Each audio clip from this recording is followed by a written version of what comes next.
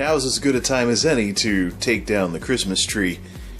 I'm still very much out of it, but let's try to move forward from all of this. The wacky world of MultimediaJay. I still don't have a sleep schedule, and that's 100% my fault.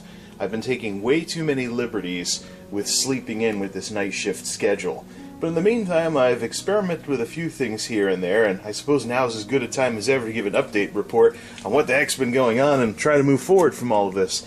So I was introduced to Olfa clicky knives at this new job that I've been at for the last couple of months. They're auto-retracting spring knives where you make your cut, the blade snags in the cardboard, and once it loses contact with the surface, bada bing.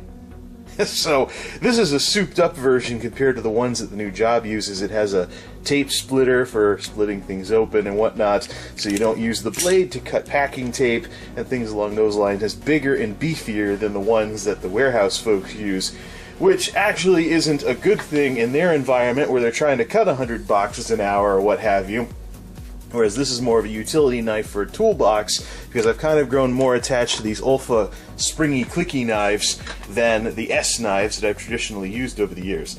I also have some Maelstrom shoes under the Christmas tree over here. Maelstrom, never even heard of that, never heard of this brand before, but Amazon, apparently these are really popular on Amazon, and I don't know if it's because this is their colors with the black and orange, but these are composite toe work shoes that only cost $50-something as opposed to triple digits for the ones I've been using over the years. They have some decent treads underneath. I want to see if these are any good. I'm already modding them though. They no longer have the stock shoelaces because the shoelaces they came with were not tieable. Here's what's left of it after I pulled it apart. They threaded through one of these doohickeys and were terminated in one of these caps. So basically, you had to pull on this and then hope that this didn't budge instead of tying your shoes. I don't get what the deal is with that, so I already have aftermarket shoelaces in them, and I'll probably consider aftermarket insoles too after they're broken in. Just gotta wear them a bit to break them in, walk around, and see what they're like. Basically, they're composite toe, but they don't look like work shoes. They look more like regular shoes. So I want to try this style out just for the heck of it, and if it's lousy, I'll go back to the cat footwear ones. But the fun thing about buying new shoes is you get a shoe box. And that's what I want to use to finally take down the Christmas tree in April, after Easter. I think this is a new record for me. Shoe box that won't fit in the shot. Let's get this going here. Have yourself a merry little long after Christmas. How are we going to do this? We're going to take the bulbs off first, we're going to take the tinsel off first, we're just going to turn it upside down, watch everything fall to the floor. Yeah, option C. Epic fail.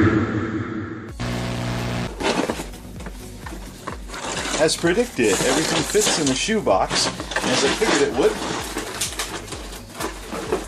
And the tree now looks pretty bare, although this is kind of the nerdy answer to a houseplant, and it does run off a USB, so I don't know. I don't know if I want to put this thing away or if I just leave it as just a big piece of greenery in the house for the rest of the year.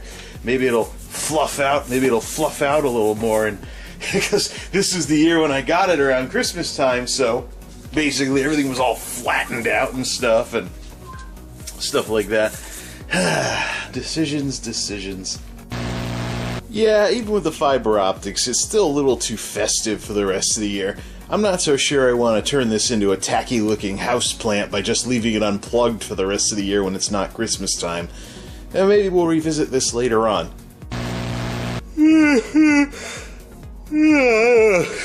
Okay. So, it's now Saturday, which I'm sure you can't tell all that easily because the lighting's the same and I'm still doing laundry.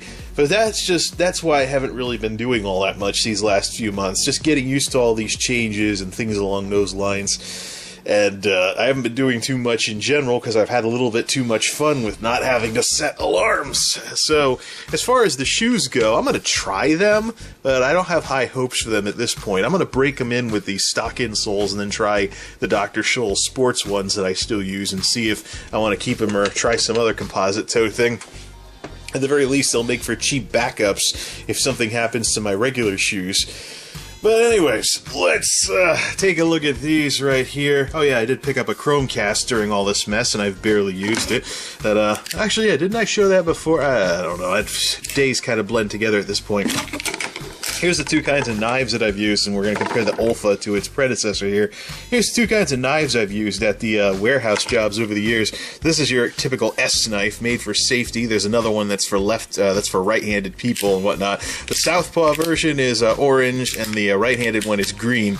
But you have basically different settings for top cut, tray cut, etc. And usually there's a lot of clicking back and forth, and this mechanism jams up, or it breaks entirely. So I never really had much luck with these. The only reason I got them to last any respectable length of time was to have the maintenance folks dump some oil in there. But one of the things I picked up was, when doing these kinds of restock jobs, there's a little something out there called accidental cutting. Now, my dad, when he was working doing restocking in grocery stores back in the day, he was taught to cut up with those old $1 box cutters that everything slides apart and stuff like that, and there's no safety whatsoever. In today's world, basically, you do what's called accidental cutting. Now, I'm going to retract the blade completely. What I've been doing in order to not slash stuff is trying to use this plastic right here, push that against everything, so if it's down far enough, when the blade is out, it'll accidentally cut up, so to speak. It'll do this and accidentally cut up right along here.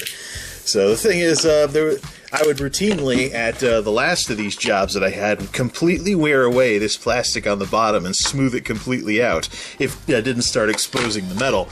What I've done with the Olfa knives is it's even easier, because once you take out the, we got smaller ones where I'm at, but this is the big one. Once you take out this plastic right here, you end up with the blade channel protruding like this, and it's way easier to do something like this, except, you know, tilting in so it actually cuts the plastic. Let's compare the two. Okay, since I have a tripod that isn't 100% rubbish, let's take this Amazon box and demonstrate this. So, with the traditional knives, you kind of could use the guard as a guide to accidentally cut like this. Whereas with these, you have kind of a better view of where exactly the blade is going in. So you can always get a sharper angle too with this kind of thing. So let's kind of compare the two just for the heck of it and see if the old man still got it. Alright, I'm just going to cut the long sides of this sucker because we got to slice this thing up anyways to toss it out. So, bada bing! So what I did was I used the guard, you can see the bits of things right there.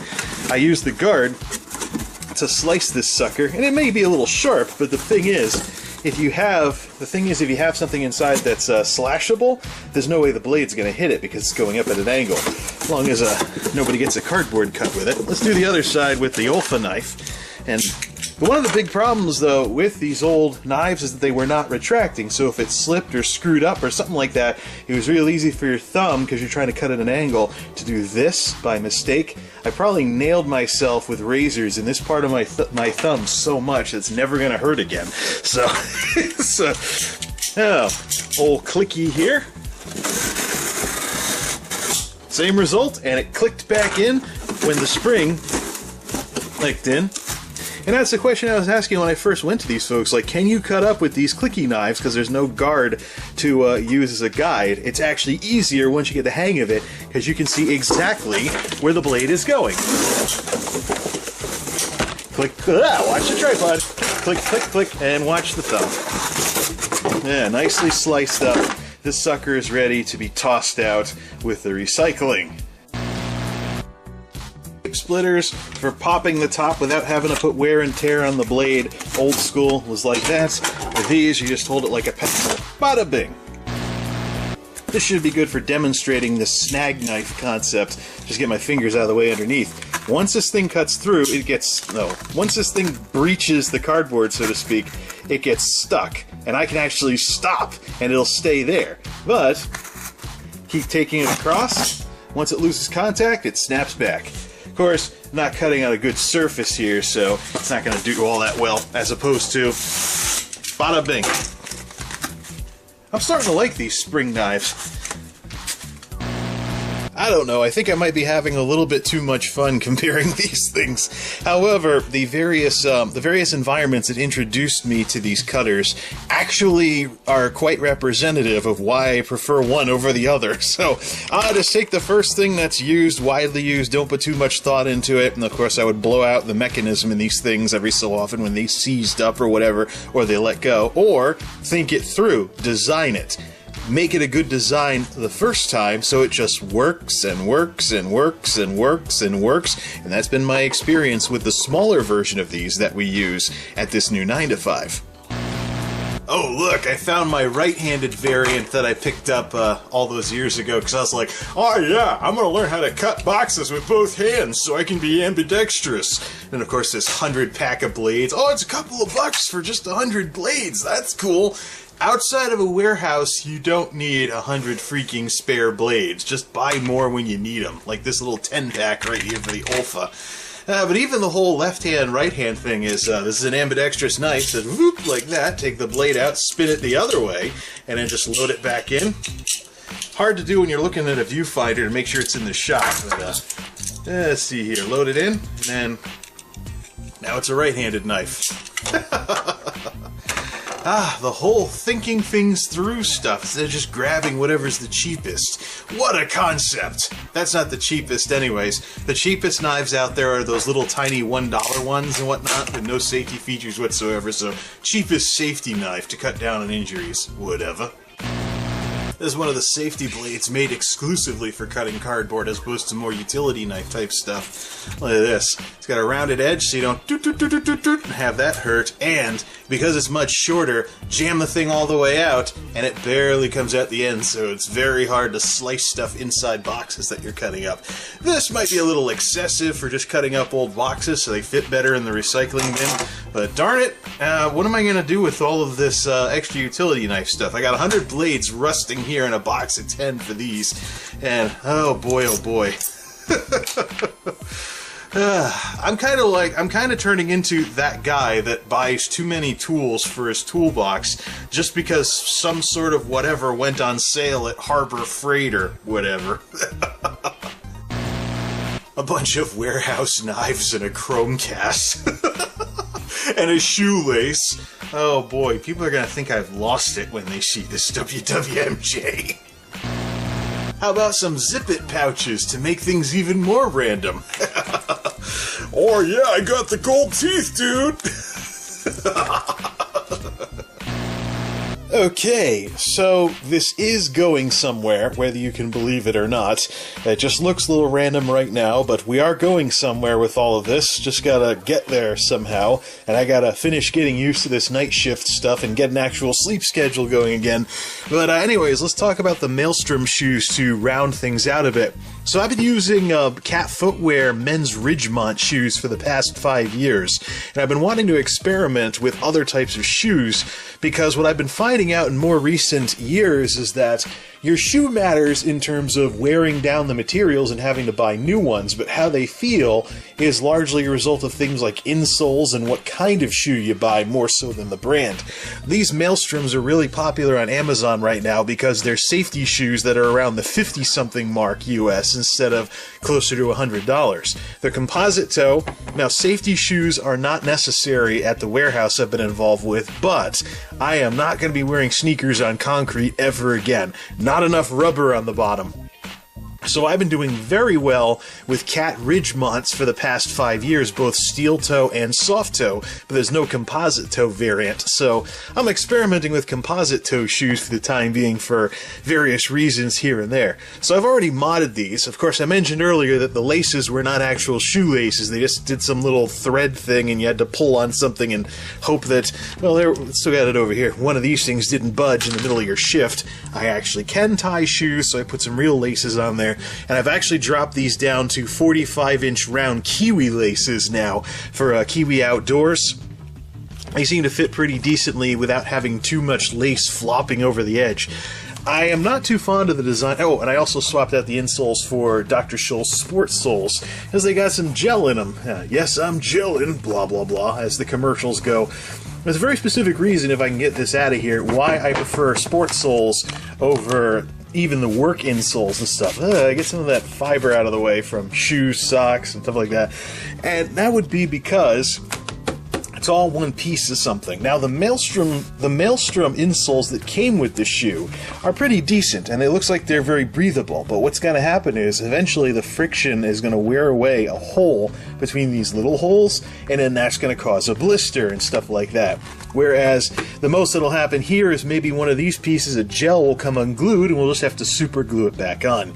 So I've been using sport insoles for years now. I used to use the work insoles, but I had a big problem with wearing this out right here. And then of course I get the little holes in here because it was material that was relatively porous in the front, and eventually the friction would cause a bigger hole to appear, and bada bing, blisters.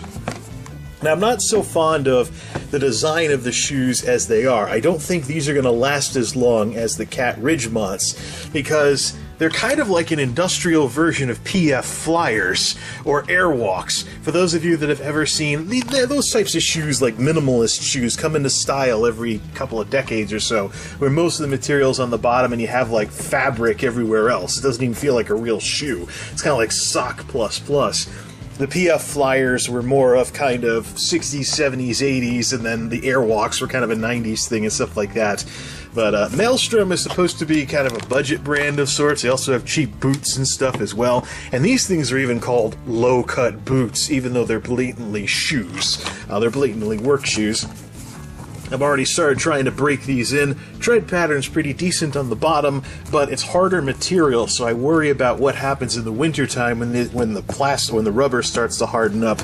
If it gets cold out, does it become like wearing dress shoes and it becomes rock hard? I've had that problem with Wolverine shoes before. But the big thing I don't like, there's a couple of things I don't like about the design. They're made to look like shoes and whatnot, but first of all, why is there a hole right here over by the tongue? I know they're supposed to be breathable, but this is kind of taking it to the extreme, so you can see your sock through two holes right up by where the shoe's tongue is. I really don't get what that's all about. Another thing in terms of the durability is that there's little backpack strap things for the laces. So as opposed to going through the shoe leather itself. So I got a feeling one of these days, one of these is going to let go and it's going to be all over. Yeah, you have shoe material here, but what actually holds the laces is something akin to a backpack strap.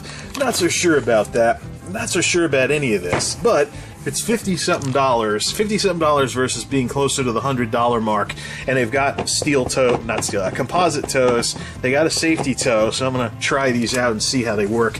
I mean, it's not like I can't go running back to cat footwear if I just want to get another pair of cats. So, had very good luck with cat footwear over the years. There is a composite SKU they have that I'm very interested in. But for now, I'm just going to try these out just for the heck of it, because you all know, every so often I like to buy something cheap and see what kind of mileage I can get out of it. Like those $15 Walmart shoes last year. I still have both pairs, and I'm not buying any more until I actually wear some of them out.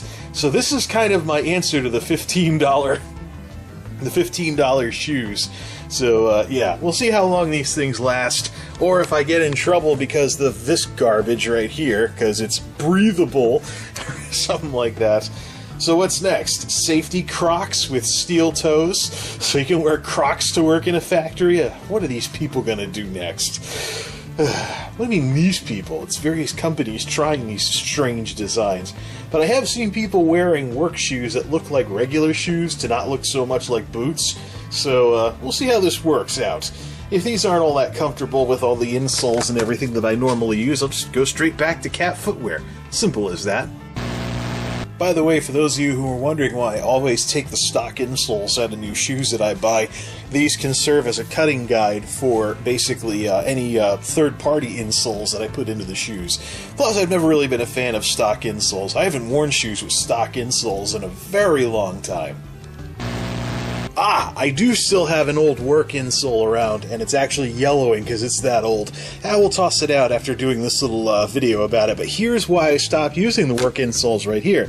See this? This is supposed to make things breathable, but once this wears out enough, you get a hole between some of these dots, and then you basically rub into that hole for the rest of your workday and wind up with a blister on the bottom of your foot. So I basically got rid of the work insoles. After wearing work insoles exclusively, I eventually switched over to the sport insoles where this doesn't happen because it's all one piece, and the most you have to do is re-glue a gel thing that comes unglued. But in terms of what your feet are actually making contact with, there is nothing with holes in it, basically. Okay, like I said, this is all going somewhere. It just might take a while to get there. For now, though, the wacky world of MultimediaJay is back in action, and while I'm uploading all of this, I do believe this Ghostbusters 1 and 2 Blu-ray combo pack has been sitting on my desk for the better part of a year now. Matter of fact, those of you that follow me on Twitter know that I very luckily was able to redeem the digital copy codes on that, even though they were 3 months out of date. So, yeah, why don't I get to watching some of that? I've also rehabbed the PlayStation 3 into being able to play Blu-rays again. So, yeah, let's watch some movies. Right, I got plenty of movies that I haven't even watched yet. I gotta reorganize that whole setup anyways to keep them all... Right, yeah, but the wacky world of MultimediaJay is back in action. Where we go from here? Well, we're going somewhere. Hope you folks don't mind the wild ride. Till next time, this is MultimediaJay signing off. Thanks for stopping by.